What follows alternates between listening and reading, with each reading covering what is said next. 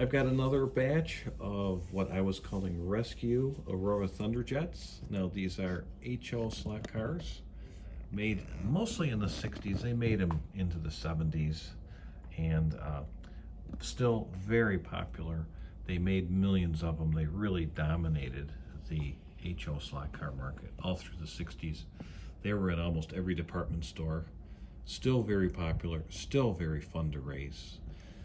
And I have some other videos of how I revive them. I don't really restore them. I'm just trying to get them running and make batches of cars that can race together.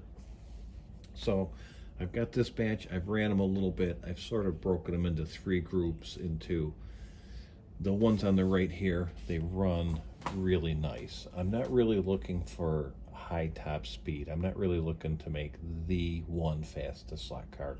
I just want a group of nice running cars, say above average, that all race well together. And that would be the first group on the right.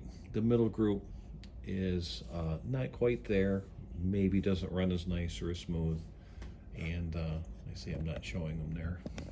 And then the group on the left, they're kind of questionable, and those could go either way. So it really takes track testing. These cars really, especially when you put in new brushes like I do, they can really take a long time to break in, and they'll just gradually break in, get a little bit faster and a little bit smoother. But one of the things I look for are cars with these aftermarket wide wheels on them. So one, the wheels and tires are really cool, and they, even after 50 years now, they work really well. People call them AJs. These are the silicone versions. They also made one with foam rubber versions, but they're like little jewelry. Really nice steel axle with threaded lock nuts on it, and a threaded aluminum machined hub with a bonded silicone on them. And like I say, after 50 years, they still work exceptionally well. The silicone works really well on the plastic track, so that's my preference. So I don't really use these parts, so I typically take them off, but I kept them on this one chassis because my friend made me this real cool body, painted it and decaled it, and it just looked really well with these aftermarket tires. Now you'll find all kinds of aftermarket parts on these. That was a big part of the hobby, was hopping up your car. And those tires really improved the handling quite a bit. And these Aurora Thunderjets were really responsive to these aftermarket parts. You could make them really a lot faster and really run a lot better. But the reason I like to find these wide wheels and tires is typically a young racer would only have maybe one or two sets of those, and they would put them on their best car. They would put all their favorite stuff. The coolest body they had, the best running car would get those kind of parts. So even though I might be buying a car that doesn't run today, I figure at one time it was a really nice running car, probably some young racer's best car that they had. And that was the case with this chassis. I mean, I just got it running. The more I run it, the smoother it seems to get now. And, you know, the top speed's not super fast, but otherwise it's a really smooth running chassis. So like I say, I don't really use these aftermarket parts. I'm going more for original stock parts, but I figured it'd be neat to have one car like that. And a friend gave me this nicely painted car, and it just looks really, really cool with the wheel wells all filled out. So I've got my rescue cars broken up. I've done a little track testing with them. These four, and then he had the blue car, are nice, smooth running cars. They just run really well. In fact, this is kind of fluky. I kind of discovered this. If I put these two cars in the same lane, they really run well together. I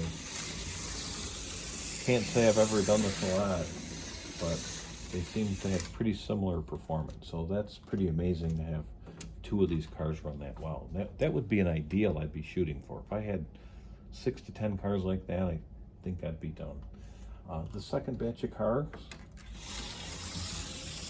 they run okay. Maybe they'll break in, run better. This one's got a little funny noise, like something's rubbing or needs lubrication. And then these cars, like this green car, barely runs at all. So those are really borderline, whether I keep them or sell them. Maseratis, kind of going the opposite way. It's actually starting to run better.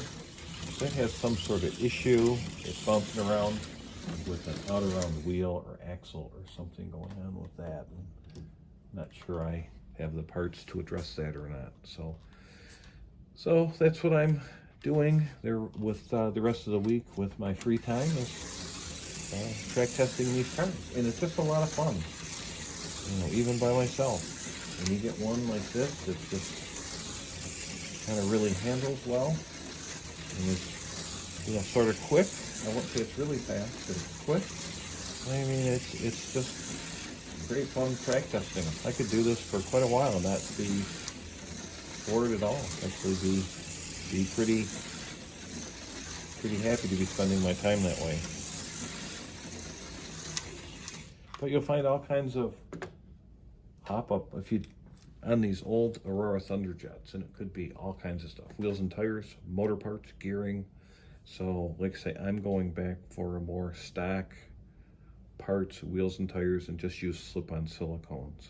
So, if you're doing something similar, you're probably going to find the same thing. All kinds of hop-up parts, because these cars, some of them didn't run that well when they were new, but also almost all these cars responded really well to these hop-up parts and tweaking and working on them. So it was a big part of the hobby. So anyway, I hope you enjoyed that.